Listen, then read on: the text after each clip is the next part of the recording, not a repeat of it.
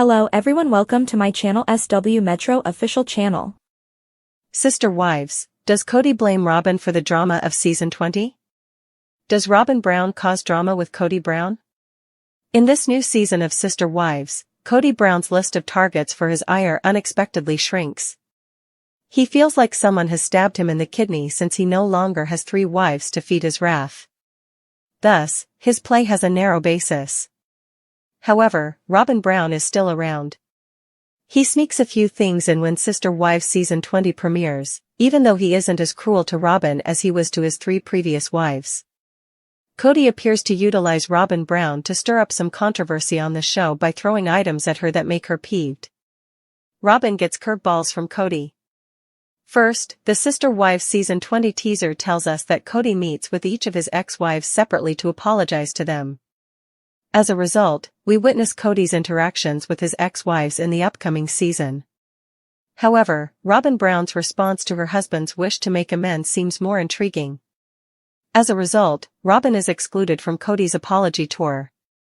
She is aware that the ex-wives blame her for destroying the family by this point, and it appears that she will not be there at these sessions to defend herself. Sister Wives, making fun of the last living wife? Additionally, it seems as though Kody prods Robyn. The patriarch of Sister Wives desires to stay in a monogamous union. Last season, he was sulking at being a single wife. However, he discusses the prospect of getting a new wife in season 20. Furthermore, Robyn's expression is hardly one of a lady celebrating. Robyn cried all the time about how the death of the Brown family had deprived her of her ambition of having sister wives. In season 20, however, Kody boasts to his lone surviving wife about a woman who emailed him to express interest in becoming a member of the family. Furthermore, Robyn appears uninterested. Robyn appears to tolerate Kody's apologies campaign, which involves meeting with each ex-wife, according to the Sister Wives season 20 ad. However, it also seems that when Kody is enamored with a woman's email, he calls her bluff. Fans believe she appears concerned rather than pleased when Kody discussed polygamy, something Robyn claimed she desired. Thus far, the teaser appears to depict Robyn gazing in from the outside. Robyn is allowed to observe her husband's attempts to mend his connections with his former spouses. She then confronts Kody, who is considering getting a second wife. Therefore, it appears that Kody Brown's efforts to restore his reputation take precedence over Robyn Brown. However, when the TLC series returns, it seems as though he incites controversy at her expense. Kody and Robyn for over a decade has experienced a seismic, almost unimaginable shift, the aftershocks of which have rendered every past prophecy and pronouncement hollow. The man who once preached the celestial principle of plural marriage as the singular path to his salvation has, in a stunning act of self-preservation and vanity, finally found his true soulmate, not a woman of faith, not a sister wife seeking celestial glory, but a woman of formidable, undeniable wealth. And in a twist of poetic justice so perfect it feels scripted by a divine hand with a keen sense of irony, the very architect of the family's fracture, the perpetual victim and self-proclaimed scapegoat, Robyn Brown, has been shockingly, unceremoniously ejected from the very mansion she helped design as a monument to her own secured status, finding that the gilded cage she built for others has now become her own prison, with the locks changed and the keys held by a new, richer warden.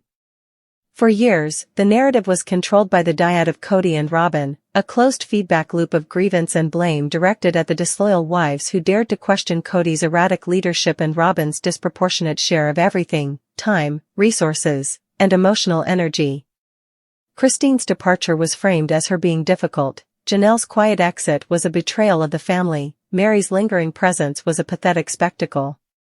Through it all, Robyn positioned herself as the steadfast, obedient wife, the only one who truly understood Kody's sacrifices, the sole keeper of the plural marriage flame, all while enjoying the benefits of a functional monogamous relationship disguised as polygamy. Her tears were a weapon, her anxiety a tool, and her home a fortress against the other women she ostensibly called sister wives. But the foundation of that fortress was not built on the rock of mutual respect or shared principle. It was built on the shifting sands of Kody's fragile ego and his bottomless need for sycophantic admiration. Robyn failed to realize that a man who discards 3 wives for the crime of not worshipping him unconditionally is inherently incapable of true, unwavering loyalty. She was always the favorite, until she wasn't. She was always the exception, until a more enticing exception presented itself. Enter the new wife, a figure who exists not in the dusty, self-help book-laden world of struggling plural family logistics, but in the rarefied air of high society and significant financial portfolio. She is not someone who needs Kody to provide, she is someone Kody desperately needs to provide for him. This is not a merger of faiths or a blending of families, it is a corporate takeover. One can only imagine the initial meeting, not in a prayer circle or a family counseling session, but perhaps at a business mixer or through a dubious investment opportunity Kody was peddling. The attraction would have been immediate and visceral, but not in the way he described with Robyn, a meeting of souls. This was a meeting of assets. For Kody, here was a woman who represented everything he felt he deserved but had never achieved: effortless wealth, social status, a life unburdened by the financial anxieties and cramped rentals of his past. She is a walking, talking validation of his self-perceived greatness. For her, Kody might represent a project, a fascinatingly broken specimen of failed patriarchy to be refurbished, or simply a handsome, high-energy trophy husband to accompany her to galas. She possesses the one thing Robyn never truly had and that Kody covets above all else: independent, commanding power. The downfall of Robyn, therefore, was not a sudden explosion but a quiet, cold, and calculated corporate downsizing. There was no dramatic fight, no drawn-out season of tears. Those tactics hold no power over a new partner who finds such displays pathetic and beneath her. The writing was likely on the wall the moment Kody started wearing a new brand of watch, leasing a car far above his stated means, and casually mentioning a friend with a private jet. Robyn's currency, subservience, whispered alliances, and performative devotion was suddenly rendered worthless in the new economy of this relationship. Her tears, once a reliable tool to manipulate Kody into anger at his other families, were now met with cold indifference or even annoyance. Her anxieties about the family's disintegration, once stoked for her benefit, were now an inconvenient reminder of the baggage he was desperate to leave behind. The mansion in Flagstaff, with its endless rooms and soaring ceilings, built to house the large, chaotic family she ostensibly wanted, became a mausoleum for her failed strategy. The eviction would have been swift, legal, and mercilessly efficient, orchestrated by high-priced lawyers employed by the new wife, who would see Robyn not as a wounded woman but as a tenant on a property that needed to be liquidated or repurposed. The image of Robyn, the woman who always got her way, packing boxes alone in a mansion echoing with the ghosts of the families she helped break, while Kody is off touring potential new vacation homes in Aspen or Scottsdale with his wealthy new benefactor, is the culmination of every karmic lesson she never learned. In the end, the shocking ouster of Robyn Brown proves the fundamental truth that the 3 original wives understood too late. Kody's core principle was never plural marriage, it was narcissism. Robyn was simply the wife who best catered to it for the longest time.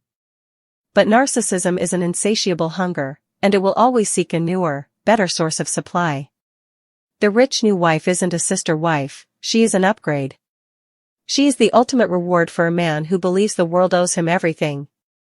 And Robyn, in a final, shocking twist, has become exactly what she helped make Christine, Janelle, and Mary, a discarded relic of Kody's past, left to ponder the emptiness of a victory that was only ever on loan, a queen dethroned by a wealthier, more powerful sovereign who understood the game far better than she ever did.